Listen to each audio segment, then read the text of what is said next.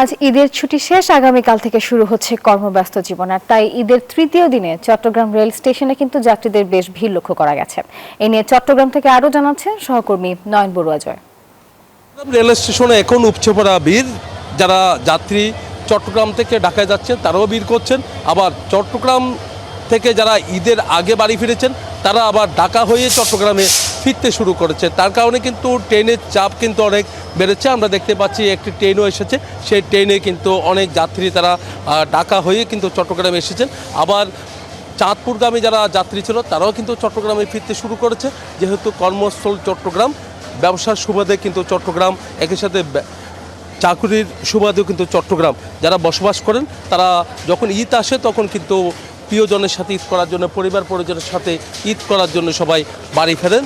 এবারও তার কোনো ব্যতিক্রম আমরা দেখছি না। যারা বাড়ি ফিরে বাড়ি থেকে কিন্তু ফিরতে শুরু করছে কর্মস্থল, যেহেতু আগামীকাল থেকে খোলা রয়েছে, ছুটি শেষ হচ্ছে আজকে, তার কারণে এখানে যারা যাত্রী তারা কিন্তু ফিরতে শুরু করেছে।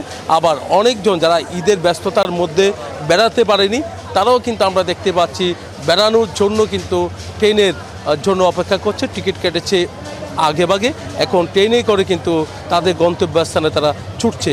তো ঈদ বলতে একটা আনন্দ, ঈদ আসলে কিন্তু সবাই আত্মীয় স্বজনদের বাড়িতে বেড়ানোর চেষ্টা করে। এবারও তার কোনো ব্যতিক্রম আমরা দেখছি না।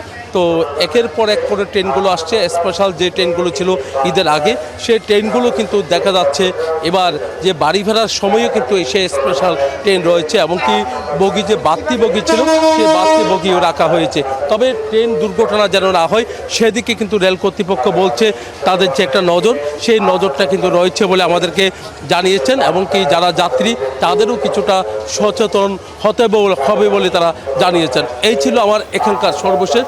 পরবর্তীতে আর কোনো তথ্য থাকলে আমরা জানানোর চেষ্টা করব।